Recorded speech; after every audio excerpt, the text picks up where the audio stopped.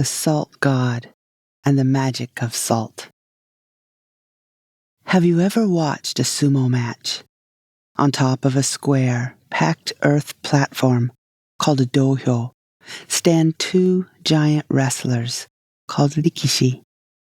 They're wearing nothing but a mawashi, a 30-foot long, 2-foot wide, thick silk loincloth, and they have their hair waxed with fragrant binsuke into a beautiful chonmage. Before they enter the ring proper, they perform some purification rituals, like clapping their hands and stomping their feet, and scooping up a handful of salt and tossing it into the center of the ring. This is called shiomaki. Back when I used to watch religiously, there was a rikishi named Mitoizumi who was famous for throwing a huge amount of salt very dramatically. The crowd loved it. My mother-in-law called him a show-off, but he was nicknamed the Salt Shaker. Salt. Hey, I'm Teresa Matsura, and you're listening to Uncanny Japan, the podcast about mysterious yokai, fascinating folklore, endearing superstitions, and all the more obscure parts of Japanese culture. Did you know there is a Shinto kami, god or spirit, of salt? Yeah, me neither. Then I started posting daily kami cards drawn from my Japanese god oracle deck over on Blue Sky.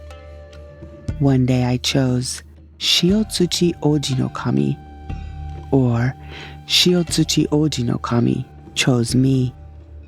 And down the rabbit hole I went.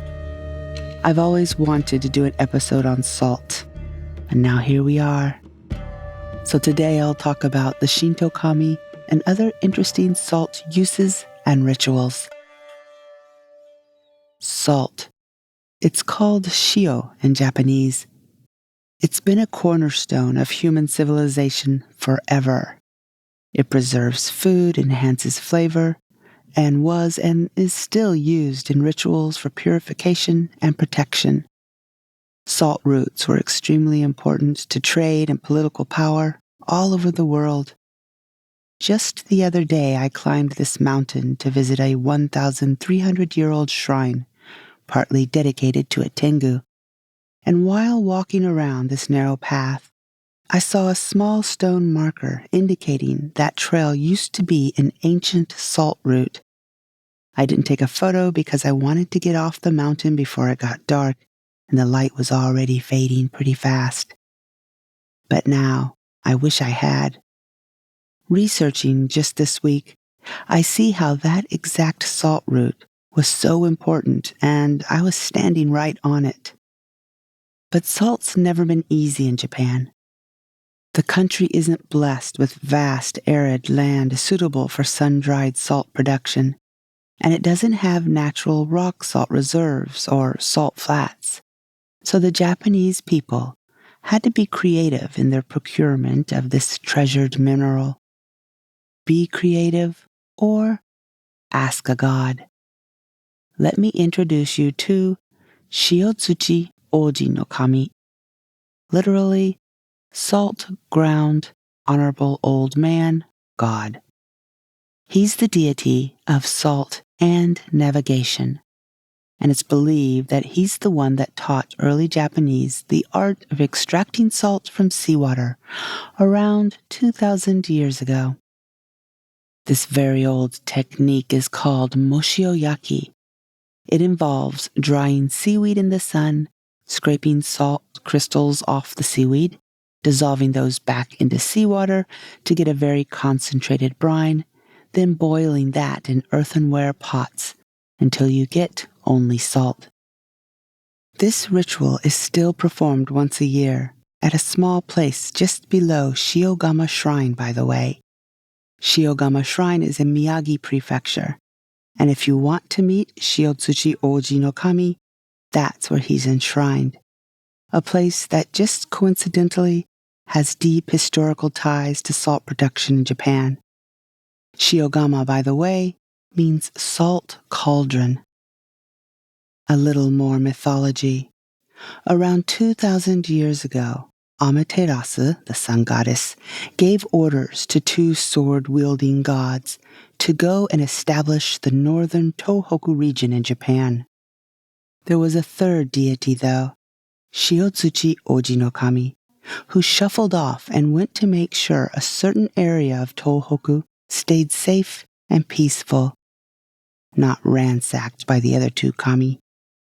This area was and is where Shiogama Shrine stands today. How powerful is the salt spirit? Well, during the Tōhoku earthquake, the tsunami rose all the way to the very edge of the shrine before it retreated again, doing no damage at all. So salt holds profound significance in Japan, and not just for preserving food and making it taste better either. It's a sacred mineral and believed to purify spaces, objects, and people too. You'll find it in some unexpected places. I mentioned at the beginning the sumo wrestlers throwing salt to purify the ring before the match, a symbolic gesture to also pray for no injuries. Another place is, have you ever been to a funeral in Japan?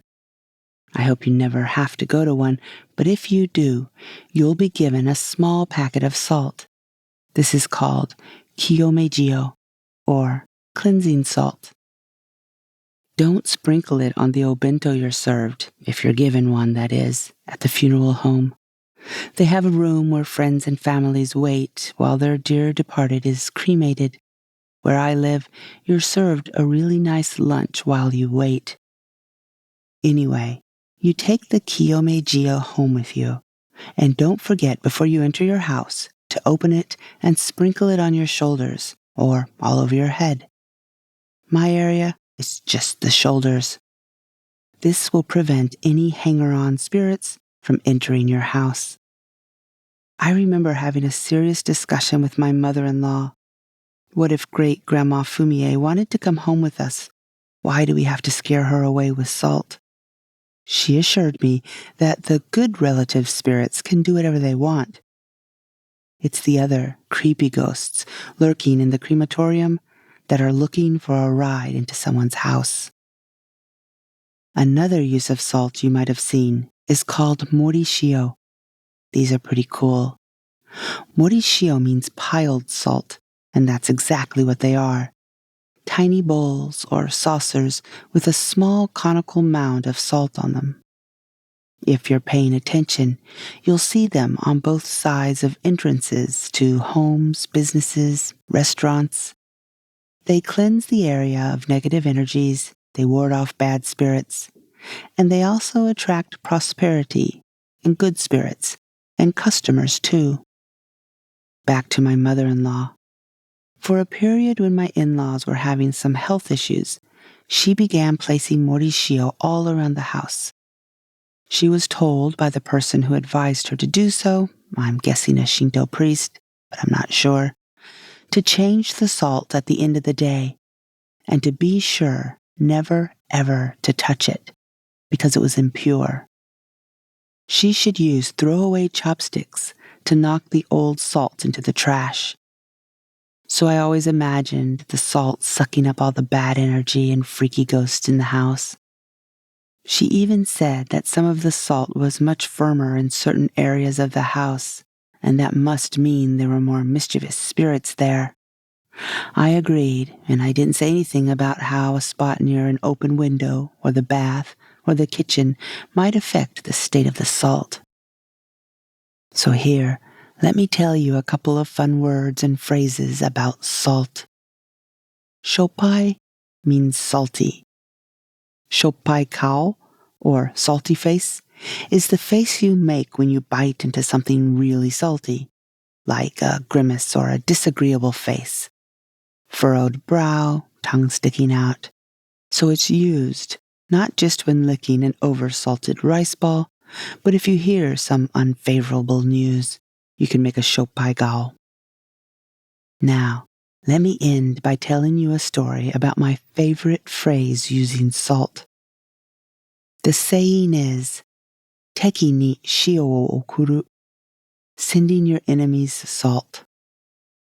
Back during the Warring States period, in the 15th and 16th centuries, there was something called the Shio-no-michi, or Salt Road. I mentioned it earlier.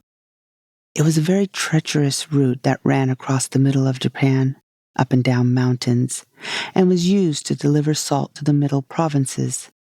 It's historically well known and ran from Itoigawa on the Sea of Japan to Shiojiri, Salt Butte, on the Pacific Ocean.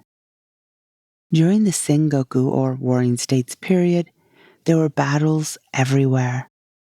There was also a powerful warlord named Takeda Shingen, who ruled in a landlocked area along the salt route. Only his enemy to the south cut him off from getting any salt. Takeda's other archenemy on the other side up north on the Sea of Japan was Uesugi Kenshin. Uesugi heard about this and offered to provide Takeda with salt. He said that battles should be fought with weapons, not by denying necessities like rice or salt to the people. That, he said, was a truly cowardly way to fight. And so came the proverb, Teki ni shio wo okuru, give your enemies salt, meaning not to take advantage of enemies' weaknesses, or don't fight dirty, but battle honorably. Okay, that's enough for today. I probably won't get to talk to you before New Year's. So everyone please have a warm and wonderful Oshogatsu New Year season, and may this episode bring purification and godliness into your 2025. I've got a niggling feeling that we're going to need it.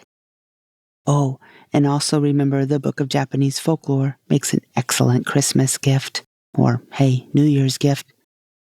You can also support the show on Patreon, where I talk a lot more about exciting news and behind-the-scenes local shrines and temples, recipes, stories, all kinds of stuff like that. Everyone have a safe, warm, and delightful Christmas. Thank you for listening, and I'll talk to you in the Year of the Snake in a couple weeks. Bye-bye.